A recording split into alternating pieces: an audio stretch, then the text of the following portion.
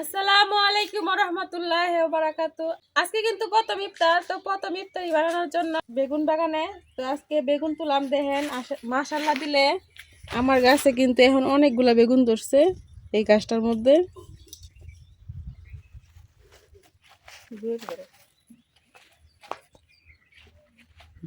তো প্রথম রোজায় প্রথম ইফতারে আজকে নিজের গাছের বেগুন দিয়ে বেগুনি বানায়াম।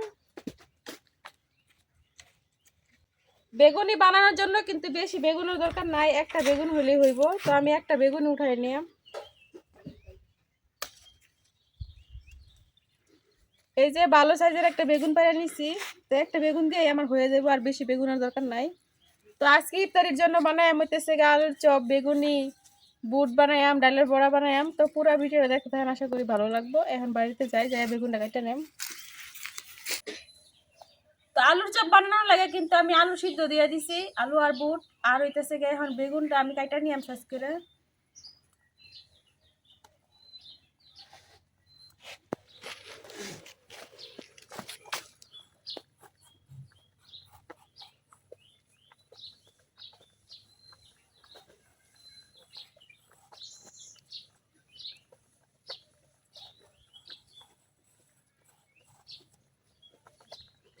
তো এভাবে কিন্তু পাতলা করে একবারে বেগুনির শেপ দিয়ে কাটা নিতেছি।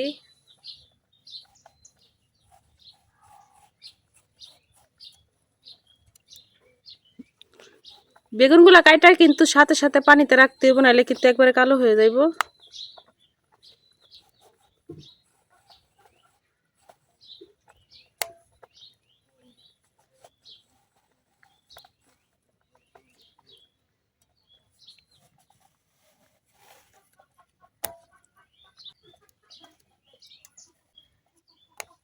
একটা বেগুন দিয়ে আমার অনেকগুলা বেগুনি হয়ে যাইব।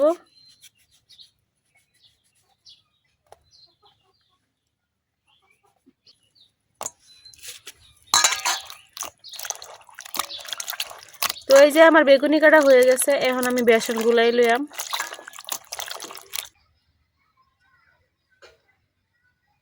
এই জায়গায় আমি বেসন নিয়ে নিছি এক বাটি।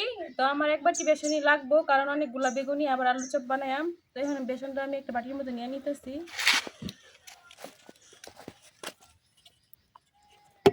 এখন দিয়ে দিম কিছু শুকনো মশলা, লবণ,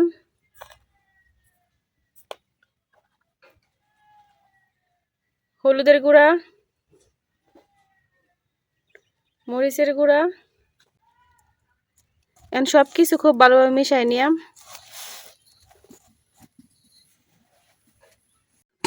মিশানো হয়ে গেছে, এখন অল্প অল্প পানি দিয়া সুন্দর একটা ডো বানাই লিয়াম।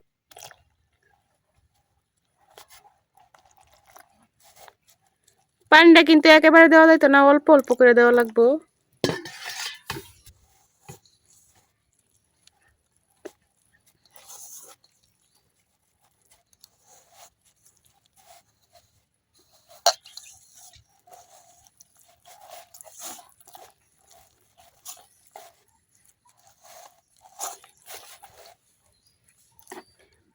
ব্যাটারটা কিন্তু এখনো শক্ত রয়েছে, আর অল্প পানি দিয়ে নেম।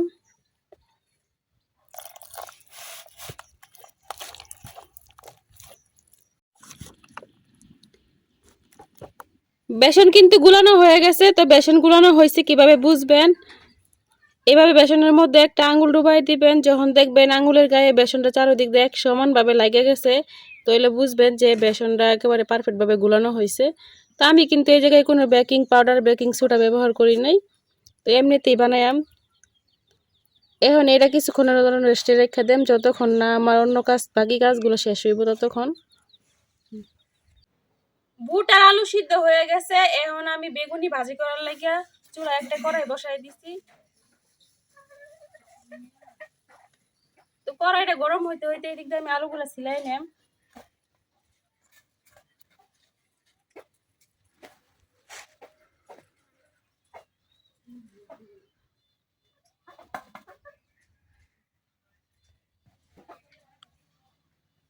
সবগুলো আলু আমি সিলাই নিছি, এখন এই জায়গা থেকে কিছু আলু বুটের সাথে দিয়ে দিতেছি আমি হালকা ভাঙ্গা।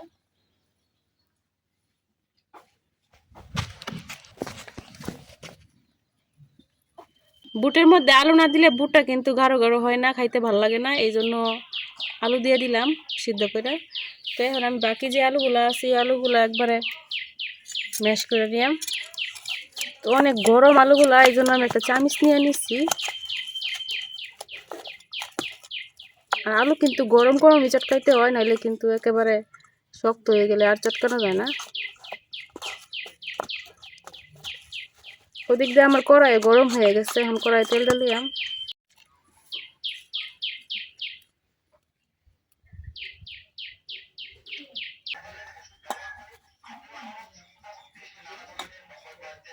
আলু ম্যাশ করা হয়ে গেছে, এখন দেখলাম আমার তেলটা গরম হয়েছে নাকি। তো অল্প একটু আলু দিয়ে দেখি তেল গরম হয়েছে নাকি। তেল কিন্তু গরম হয়ে গেছে।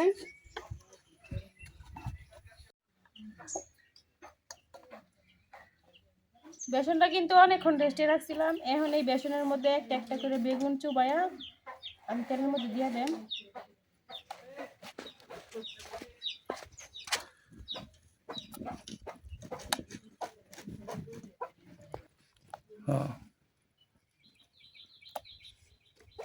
দুনো সাইডে খুব ভালোভাবে লাগাইতে হইব মিশাইয়া।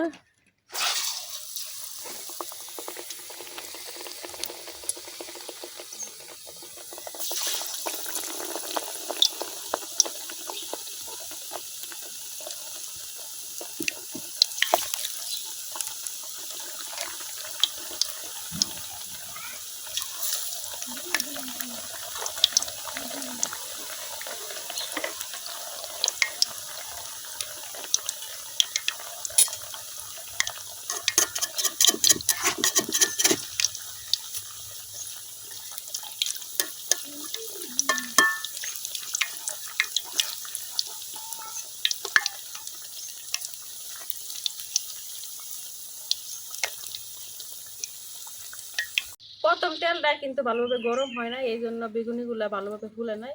আশা করি পরবর্তীতে যে বেগুনিগুলা দিয়াম এগুলো অবশ্যই ফুলবো।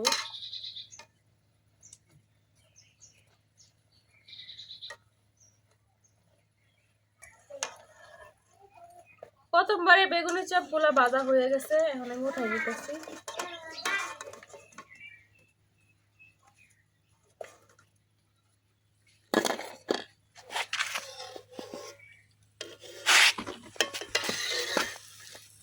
কালার সুন্দর হয়েছে। হলুদ দিছি যে গেলে। এখন আলুর চপের জন্য কিছু শুকনা মরিচ ভাজা লিয়ে আমি তেলের মধ্যে।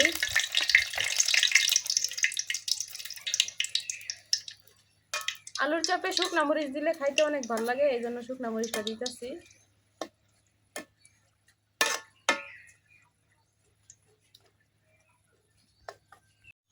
মরিচ ভাজা হয়ে গেছে, এখন আমি উঠাই দিচ্ছি।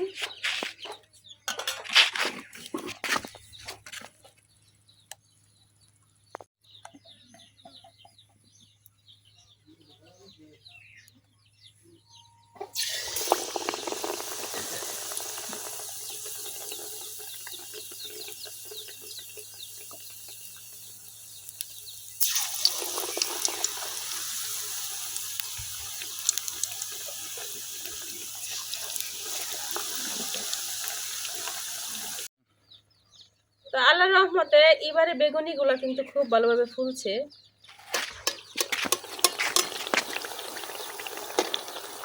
আগে তেল ঠিক মতো গরম হয়েছিল না, এই জন্য আগের গুলা ফুলে নাই, এখন এগুলা ফুলছে।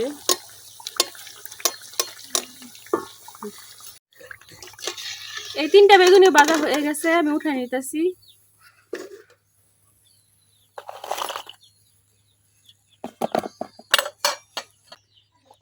এখন এই বেগুনগুলো আমি এভাবে ভাজলে আমি কিভাবে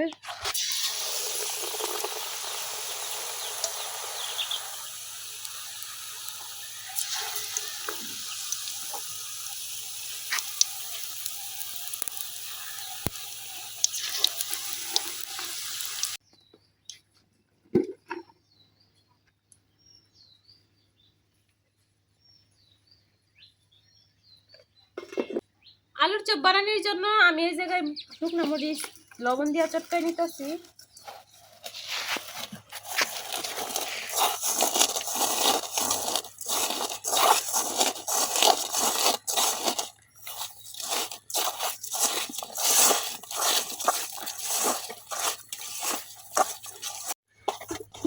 আলুর ভর্তা কিন্তু বানানো শেষ।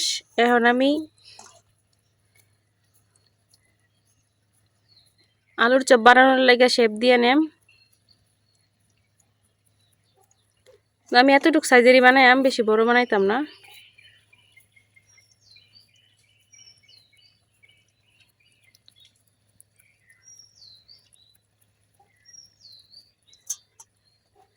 এইভাবে সবগুলা বানাই নেম।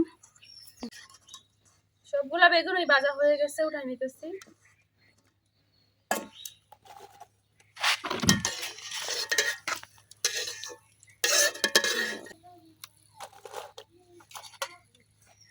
এখন আমি আলুর চপগুলা দিয়ে নিয়াম।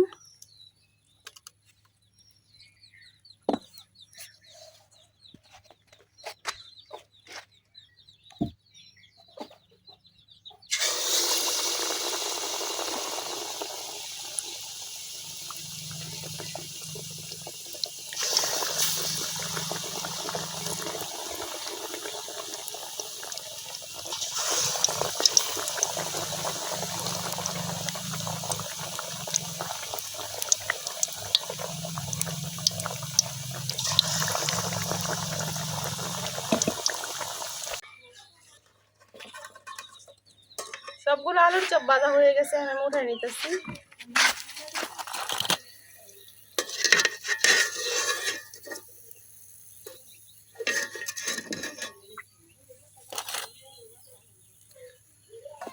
এখন বাকি আলুর চপগুলো আমি এভাবে ভাজালাম।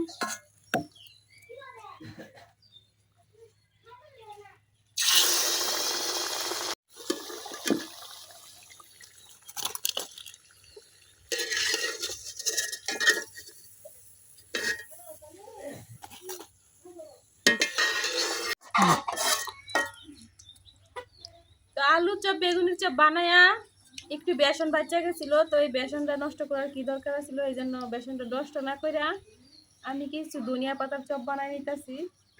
তো এই যে কড়াই দিয়ে দিছি, দুইটার মধ্যে হয়েছে আর একটার মধ্যে হয় নাই। ধনিয়া পাতার চপও কিন্তু খাইতে অনেক মজা।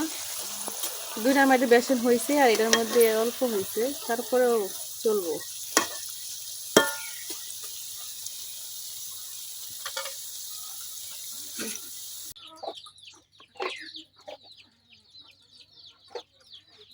এই কড়াইয়ের মধ্যে এখন বুট বানাই নিলাম। তো বুট বানানোর জন্য দিতেছি পেঁয়াজ,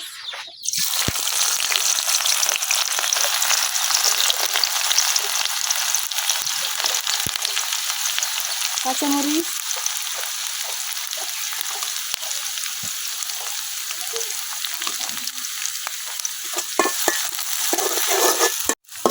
পেঁয়াজ রসুন হালকা ভাজা নিচ্ছি। এখন দিয়ে দিতেছি রসুন বাটা, আদা বাটা,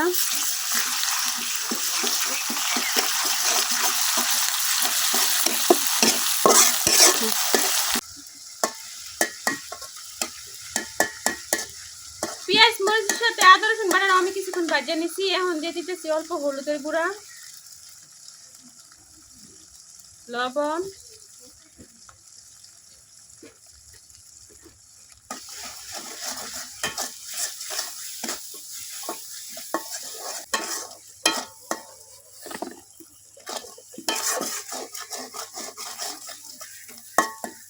এখন দিয়ে দিতেছি সিদ্ধ করে রাখা বুট আর আলু।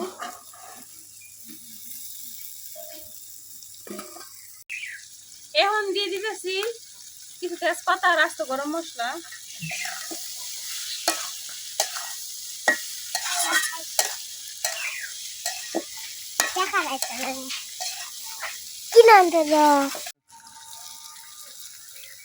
কিছু ধনিয়া পাতা দিয়ে দিলাম।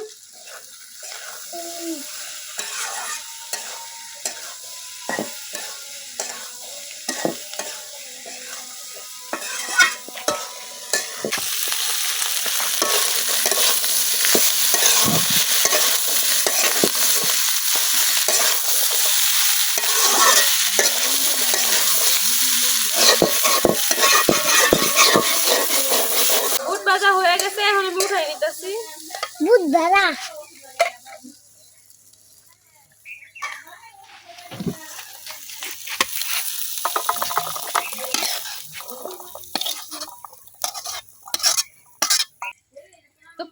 ক্ষুধার্তে নিজের হাতে ইফতারি বানাইলাম।